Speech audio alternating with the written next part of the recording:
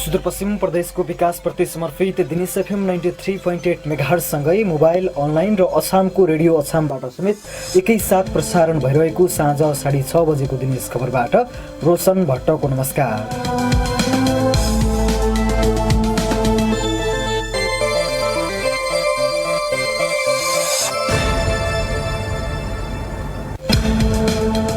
सुरुमा यस प्रसारणका प्रमुख खबरहरू। सुदूरपश्चिम प्रदेश सरकारले करोडौं खर्च गरेर खरिद गरेका भेन्टिलेटरहरू अस्पतालको स्टोरमा थन्किए। गम्भीर प्रकृतिका बिरामीको संख्या बढ्दै गए पनि सञ्चालनमा ल्याउन उदासीनता। सुदूरपश्चिममा दशैं तिहारको अवधिमा 56 सवारी दुर्घटनामा परि 28 जनाको मृत्यु, 126 जना घाइते, 78 को अवस्था गम्भीर। सुदूरपश्चिमको पहाडी क्षेत्रमा सुन्तला उत्पादनमा हरास, मङ्सिर पहिलो सातासम्म पनि बजारमा पुग्न सकेन। उत्पादन घटेपछि सुन्तला किसानहरू चिन्तित। र सुदूरपश्चिममा 23 नमुना परीक्षण गर्दा थप 5 जनामा संक्रमण पुष्टि, संक्रमितको संख्या 10,943 पुग्यो। झण्डै 8,800 जना संक्रमण मुक्त। दिनेश खबर र विस्तारमा। आज सुदूरपश्चिम प्रदेशको एउटा प्रयोगशालामा 23 जनाको नमुना परीक्षण गर्दा थप 5 जनामा संक्रमण पुष्टि भएको छ। सेती प्रादेशिक अस्पतालको प्रयोगशालामा पछिल्लो 24 घण्टामा 23 जनाको कोरोना परीक्षण गर्दा थप 5 जनामा संक्रमण पुष्टि भएको सामाजिक विकास मन्त्रालयका प्रवक्ता नरेन्द्र कार्कीले जानकारी दिनुभयो। अस्पतालका सूचना अधिकारी दिलीप कुमार श्रेष्ठका अनुसार धनगढी उपमहानगरपालिकाका 3 पुरुष र 2 महिलामा संक्रमण देखिएको जानकारी दिनुभयो। यो सँगै सुदूरपश्चिम प्रदेशमा संक्रमितको संख्या 10,943 पुगेको छ। प्रदेशभर संक्रमण पुष्टि भएका 8,800 जनाले कोरोना जितेका छन् भने 47 जनाको मृत्यु भएको छ। आज प्रदेशका अन्य प्रयोगशालामा भने कोरोना परीक्षण नभएको सामाजिक विकास मन्त्रालयका प्रवक्ता नरेन्द्र कार्कीले जानकारी दिनुभयो।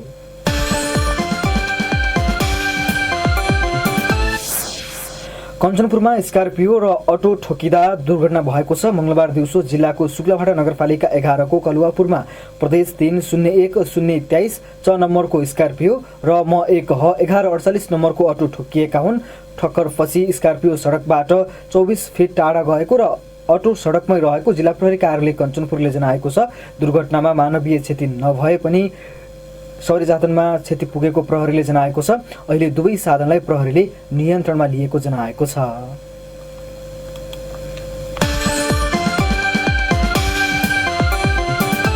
कञ्चनपुरको पूर्वपश्चिम राजमार्ग अन्तर्गत कृष्णपुर 2 बाढीमा भएको मोटरसाइकल दुर्घटनामा परि घाइते भएका उत्तम सिंह धानुकको मृत्यु भएको छ। शुक्लाभाटा नगरपालिका 1 वंशाका 40 वर्षीय धानुकको कोहलपुर मेडिकल कलेजमा उपचारको क्रममा सोमबार राति 2 बजे मृत्यु भएको पारिवारिक स्रोतले जानकारी दिएको छ। सोमबार कृष्णपुर नगरपालिका 2 बाढीमा म1 प 7823 र सुदूरपश्चिम प्रदेश 01008 प 289 नम्बरको मोटरसाइकल एक आपसमा ठोकिँदा 3 जना घाइते भएका थिए। कैलाली प्रहरीमा कार्यरत प्रहरी सहायक निरीक्षक धीरबहादुर विष्ट, शुक्लाभाटा नगरपालिका 1 का 40 वर्षीय उत्तम सिंह धानुक र 21 वर्षीय सुनिता विष्ट घाइते भएका थिए। धीरबहादुर र सुनिताको उपचार भइरहेको प्रहरीले जनाएको छ।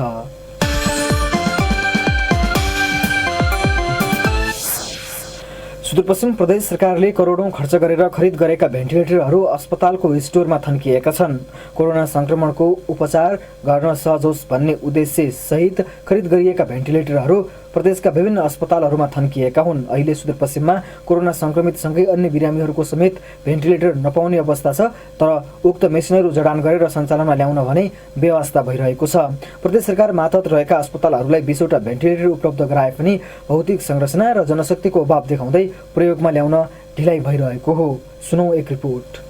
सुदूरपश्चिममा कोरोना भाइरसको प्रभाव सुरु भएपछि प्रदेश सरकारको मन्त्री परिषदले गत चैत 27 गते नै 20 वटा भेन्टिलेटर खरिद गर्ने निर्णय गरेको थियो। सेती प्रादेशिक अस्पताल सहित टिकापुर अस्पताल र पहाडी जिल्लाका अस्पतालहरूलाई भेन्टिलेटर उपलब्ध गराउने निर्णय गरेको 6 महिनापछि मात्रै गत असोजमा खरिद गरिएको हो। सामाजिक विकास मन्त्रालय मातहतको प्रदेश स्वास्थ्य आपूर्ति व्यवस्थापन केन्द्रले असार 29 गते 60 दिनभित्र भेन्टिलेटर आपूर्तिका लागि टेन्डर आह्वान गरेको थियो। 83 दिनपछि हस्पिटेक इन्टरप्राइजेस प्राली काठमाडौँले 5,65,50,000 मा आपूर्ति गर्ने सम्झौता पछि 20 वटा भेन्टिलेटरहरू गत असोजमा मात्रै धनगढी ल्याएको थियो। तर विभिन्न अस्पतालहरूलाई वितरण गरिएका ती मेसिनहरू सञ्चालनमा आएका छैनन्। टिकापुर अस्पतालका मेसु डाक्टर रेम कुमार राई, सञ्चालन आउनको लागि सञ्चालन गर्न सक्ने जनशक्ति चाहियो नि त, स्पेशलिस्ट चाहियो अथवा क्रिटिकल केयर फिजिशियन चाहियो नि त। मन्त्रालयले जसले भेन्टिलेटर दिए पनि यहाँ त आएर थन्किने नै हो। यो जनशक्ति पनि चाहियो, जनशक्ति सहित पठाइदिनु पर्यो। भेन्टिलेटर भनेको त एकदम स्पेशलाइज कुरा हो नि त, जनशक्ति नभएर हो। जनशक्तिको लागि अब कि चाहिँ हामीलाई जनशक्ति राख भनेर हामीलाई पर्मिट दिनु पर्यो। अहिले प्रदेशका विभिन्न अस्पतालहरूले भौतिक संरचना र जनशक्ति व्यवस्थापनको कारण देखाउँदै उक्त मेसिनहरू प्रयोगमा ल्याउन ढिलाइ गरिरहेका छन्। कतिपय अस्पतालहरूमा जडान गरिए पनि कर्मचारी नहुँदा सञ्चालन गर्न नसकिएको दावी गरिएको छ भने अधिकांश स्थानमा जडान नै भएको छैन। पहाडी जिल्लाहरूमा समेत भेन्टिलेटरहरू पठाइएको छ, तर जडान गरी समयमै सञ्चालन गर्न प्रदेश सरकार उदासीन बनेको आरोप लागेको छ। जिल्ला अस्पतालहरूले भने जनशक्ति अभावका कारण सञ्चालनमा अझै केही समय लाग्ने जनाएका छन्। जिल्ला अस्पताल डोटीका व्यवस्थापन समिति अध्यक्ष यज्ञराज जोशी, स्ट्रक्चर बनाउँदैछौँ, तिहारले अलिकति डिस्टर्ब गरेर मिस्त्रीले बनाइसकेका छैन। अब सामान सबै लगेर उहाँ राखिसकेका छौँ। जडान गर्नु पर्ला भन्ने हो। अब अलिअलि यो जडान गर्ने बित्तिकै पनि सञ्चालन हुँदैन। त्यसको लागि चाहिँ यो ग्यास सिलिन्डरहरूले मात्रै नभ्याउने रहेछ। तै पनि हामी सञ्चालन गर्छौँ, सायद छिटोमा छिटो गर्छ। जनशक्ति त सबै ठाउँमा समस्या नै छ हजुरको। हामीले चाहिँ नै अब यो पिसिआरको उसमा पनि जनशक्तिको आवश्यकतै हो। अब अहिले यसमा यसलाई पनि तालिम गरेको डाक्टर हुनु पर्दो रहेछ। त्यस कारणले चाहिँ अब एकजनालाई तालिम दिनु पर्यो। जनशक्ति त सबै ठाउँमा अभावै हो नि। सुदूरपश्चिम प्रदेशमा अहिले कोरोनाका गम्भीर प्रकृतिका बिरामीहरूको संख्या बढ्दै गएको छ। आइसियु र भेन्टिलेटरमा राखेर उपचार गर्नुपर्ने बिरामीहरू बढे पनि उक्त मेसिनहरू सञ्चालन गर्न व्यवस्था भइरहेको छ। कोरोनासँगै अन्य बिरामीहरूको हकमा समेत भेन्टिलेटर नपाउने अवस्था सिर्जना भएको छ। प्रदेश सरकारले खरिद गरेका मेसिनहरू सञ्चालनमा ल्याउन नसक्दा थप समस्या सिर्जना भएको हो। तर सामाजिक विकास मन्त्रालयका प्रवक्ता नरेन्द्र कार्कीको भनाई यस्तो छ। टिकापुर पनि पठायो, त्यहाँ पनि सुरु भएको छैन भन्ने कुराहरू आइरहेका छ। डोटीमा पनि पठाएको छ, त्यहाँ पनि जडानको क्रममा चाहिँ छ। अब अरू जिल्लामा चाहिँ एसेसमेन्ट हुँदैछ कहाँ जडान गर्न सकिन्छ। टिकापुर लगायत पहाडी हाम्रा जिल्ला अस्पतालहरूमा 10 बेडको चाहिँ हामीले आइसोलेसन छुट्टै प्रिफेबको बनाउने भन्ने चाहिँ थियो बजेटमा कार्यक्रममा। त्यो चाहिँ निर्माण हुन सकेन छ। अब त्यो बन्यो भनेपछि तत्काललाई हुन्छ होला, नभए चाहिँ अहिले तत्कालको लागि हामीले चाहिँ भनिरहेका छौँ। दिनेश एफएम 93.8 मेगाहर्जका लागि रोशन भट्ट, धनगढी। सुदूरपश्चिम प्रदेशमा दशैं र तिहारको अवधिमा 56 वटा सवारी दुर्घटना घटेका छन्। दुर्घटनामा 28 जनाको मृत्यु भएको छ भने 126 जना घाइते भएका छन्, जसमध्ये 78 जनाको अवस्था गम्भीर रहेको प्रहरीले जनाएको छ। सुदूरपश्चिम प्रदेश ट्राफिक प्रहरी कार्यालय अत्तरिएका अनुसार दशैंको अवधि अर्थात् कार्तिक 1 गतेदेखि कार्तिक मसान्तसम्म 54 वटा सवारी दुर्घटनामा परेका थिए। दुर्घटनामा परि 19 पुरुष र 6 महिला, 2 बालबालिका गरी 27 जनाको मृत्यु भएको थियो। त्यस्तै 54 पुरुष र 21 महिला र 3 बालक गरी 78 जना घाइते भएका छन्। तिहारको अवधिमा 2 वटा सवारी साधन दुर्घटना भएका छन्। उक्त दुर्घटनामा फेरि 1 जनाको मृत्यु भएको छ भने 4 जना घाइते भएका छन्। यसैबीच 3 सवारी साधन र 2 सवारी चालक प्रहरी नियन्त्रणमा रहेको प्रदेश ट्राफिक प्रहरी कार्यालय अत्तरियाले जनाएको छ। सबैभन्दा बढी सवारी दुर्घटना हुने साधन मोटरसाइकल रहेको छ भने सुदूरपश्चिमको कैलालीमा सबैभन्दा बढी सवारी दुर्घटना हुने गरेको प्रहरीको तथ्याङ्कमा उल्लेख गरिएको छ।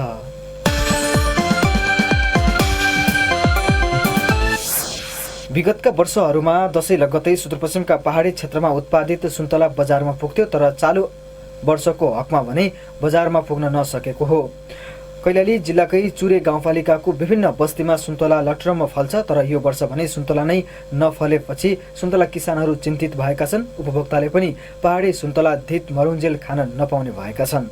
सुनौ सहकर्मी नारायण अवस्थीको रिपोर्ट। विगतका वर्षमा कार्तिक मसान्तसम्म धनगढी लगायत तराईका बजारमा चुरेको सुन्तला प्रशस्तै खरिद गर्न र खान पाइन्थ्यो, तर यस वर्ष भने अझै चुरेको सुन्तला बजारमा आउन सकेको छैन। किसानहरूले बजारमा आउन अझै 2 साता लाग्ने बताएका छन्। ढिलो गरी चुरेको सुन्तला बजारमा आए पनि विगतको जस्तो प्रशस्त पाउन भने मुस्किल हुने भएको छ। फूल फुल्ने र फल लाग्ने बेला असिना परेको कारण उत्पादन निकै कम भएको बताउँदै चुरे गाउँपालिका वडा नम्बर 1 का किसान देवीराम आचार्य, गाह्रो छ। अब यो वर्ष त साँच्चै भन्ने हो भने हाम्रो यो चुरे गाउँपालिका वार्ड नम्बर 1 अन्तर्गतका केही गाउँहरू यो असिना पानीले गर्दा यहाँ भएको तरकारी र फलफुल एकदमै नष्ट भएको कारणले अहिले त मान्छेहरूलाई यो सामान्य परिवारलाई त साँझ बिहानको छाक राख्न पनि गाह्रो भएको अवस्था छ। चुरे गाउँपालिका वडा नम्बर 1 निगालीका देवराज सापकोटाले आफ्नो बारेमा 700 बोट सुन्तला लगाउनु भएको छ, जसमध्ये झण्डै 200 बोटमा सुन्तला फल्छ। गत वर्ष 9 लाखको सुन्तला बिक्री गरेका सापकोटा यो वर्ष पनि असिनाको कारण सुन्तला नफल्दा निकै चिन्तित हुनुभएको छ। यो वर्ष 2,50,000 को मात्रै बारीमा सुन्तला भएको उहाँको भनाइ छ। मेरो बारीमा लगभग 700 बोटा छ। फल्ने बोटा त त्यति छैन।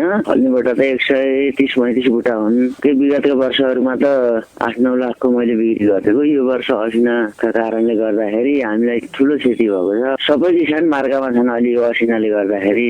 चुरे गाउँपालिका वडा नम्बर 4 खैरालाका किसानहरूको बारीमा पनि विगतमा जस्तो सुन्तला फलेको छैन। असिना पानीको कारण बोटमा राम्रो फल लाग्न नसक्दा यो वर्ष सुन्तला उत्पादनमा ह्रास आएको बताइएको छ, जसले गर्दा सुन्तला किसानले सोचे जस्तो आम्दानी नहुने भन्दै निराशा व्यक्त गरेका छन् कृषक नारायण दत्त योगी। यस वर्ष हाम्रो सुन्तला असिना पानीको कारणले कम फल्नु र पछाडिका दानाहरू बाँकी रहेकोले दानाको गुणस्तर पनि कम अनि उत्पादन प्रतिशत पनि एकदमै कम, बजारमा मूल्य पनि बढी ए ग्रेडको सबै झरिसकेको र निम्न स्तरको दाना भएको छ, मूल्य पनि कम पाउने सम्भावना रहेकोले किसानहरू साह्रै चिन्तित छ। दिनेश FM 93.8 मेगाहर्जका लागि नारायण अवस्थी, धनगढी।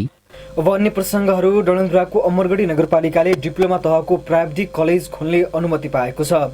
शिक्षा विज्ञान तथा प्रविधि मन्त्रालयमा कलेजका लागि प्रस्ताव पेश गरिएकोमा उक्त प्रस्ताव मन्त्री परिषद बैठकबाट पारित भई प्राविधिक शिक्षा तथा व्यावसायिक तालिम परिषद सिटिभिटीबाट समेत स्वीकृत भएको नगर प्रमुख विश्वसी प्रसाद ओझाले बताउनुभयो। उहाँले स्वास्थ्य शिक्षा अन्तर्गत डिप्लोमा तहका 7वटा विषय अध्यापन गराउने गरी अनुमति पाएको बताएका छन्। स्वास्थ्य शिक्षातर्फ डिप्लोमा तहको nursing, lab technology, pharmacy, dental, health assistant लगायतको अध्यापनको अनुमति पाएको बताउनु भएको छ। अब उक्त कलेजका लागि भौतिक संरचना तयार हुने बित्तिकै अध्यापन सुरु हुने बताइएको छ। कलेज स्थापनाका लागि अनुमति पाइसकेको भए पनि भौतिक संरचना निर्माणमा समय लाग्ने भएकाले आगामी शैक्षिक सत्रबाट मात्रै अध्यापन सुरु हुने नगरपालिकाले जनाएको छ। प्राविधिक कलेज स्थापनापछि 7 पहाडी जिल्लाका विद्यार्थीले महँगो शुल्क तिरेर अध्ययन गर्नुपर्ने बाध्यताको अन्त्य हुने विश्वास लिइएको छ। डडेलधुरामा एक श्रीमानले श्रीमतीको हत्या गरेका छन्। जिल्लाको परशुराम नगरपालिका 7 साउनीका 45 वर्षीय करण पुन मगरले 40 वर्षीय श्रीमती पार्वती पुन मगरको हत्या गरेका हुन्। अत्याधिक मदिरा सेवन गरेर उनले हत्या गरेको प्रहरीले जनाएको छ। सोमबार माइतबाट दाजुभाइले टीका लगाएर घर फर्किएकी पार्वतीलाई घरैसी सामान्य विवादमा श्रीमानले कुटपिट गरेको स्थानीयले बताएका छन्। कुटपिटका क्रममा घरको भित्तामा टाउको ठोकिएर पार्वतीको घटनास्थलमै मृत्यु भएको जिल्ला प्रहरी कार्यालय डडेलधुराका प्रहरी नायब उपरीक्षक महेन्द्र नेपालले जानकारी दिनुभयो। श्रीमतीको हत्यामा संलग्न पुन मगरलाई पक्राउ गरेको उहाँले बताउनुभयो। सब पोस्टमार्टमका लागि जोगबुढा अस्पताल पुगाइएको र घटना सम्बन्धी थप अनुसन्धान भइरहेको प्रहरीले जानकारी दिएको छ।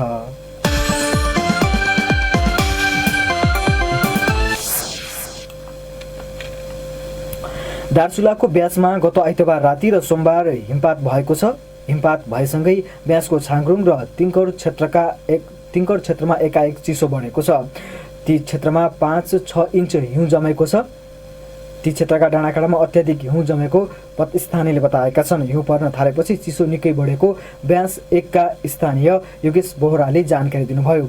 चिसो बढेसँगै तिङ्करवासी बुधबार खलङ्गा झर्दैछन्। गाउँमा चिसो भातै बढेपछि भारतको बाटो हुँदै सौका समुदायको बसाइसराई कुचा खलङ्गा झर्न लागेका हुन्। छाङरुङको कुचा भन्ने सोही मङ्सिर 19 गते मात्रै झर्ने तयारी भएको स्थानीयवासी बोहराले बताउनुभयो। जिल्लाका 82 सौका समुदाय खलङ्गा झर्ने तयारीमा रहेका छन्। उनीहरू नेपाली भूमिमा होइन कि भारतीय बाटो भएर सदरमुकाम झर्ने तयारीमा लागेका हुन्। गत चैतदेखि नेपाल भारत सिमानाका बन्द छ। ब्यासीहरू आफ्नै भूमि भएर खलङ्गा आउन सक्ने अवस्था नरहेपछि भारतीय बाटो भएर खलङ्गा झर्ने तयारी भएको ब्यास गाउँपालिका 1 का वडा सचिव विनोद बुढाथोकीले जानकारी दिनुभयो।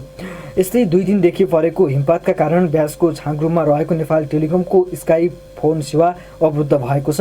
हिमपातले स्काईको टावरमा रहेको क्षति पुगाएपछि फोन सेवा अवरुद्ध भएको स्थानीयले बताएका छन्। उता सुदूरपश्चिमको प्रमुख पर्यटकीय स्थल खप्तड क्षेत्रमा समेत हिमपात भएको छ। हिमपात भएसँगै उक्त क्षेत्रमा एकाएक चिसो बढेको छ। आइतबार राति र सोमबार दिउँसो खप्तड क्षेत्रमा हिमपात भएको हो। 2 पटक परेको हिउँ राति र बिहानको समयमा खप्तड लगायतका अन्य आसपास क्षेत्रमा चिसो बढेको हो। हिउँले खप्तडका डाँडाकाँडा रमणीय भएका छन्। हिउँ करिब आधा फिट जमेको उद्योग वाणिज्य सङ्घ डोटीका महासचिव तथा खप्तड झिग्राना घरवासका सञ्चालक दीपक बहादुर खड्काले बताउनुभयो। हिमपातका कारण खप्तड क्षेत्रको दृश्य निकै मनोरम भएको उहाँले बताउनुभयो।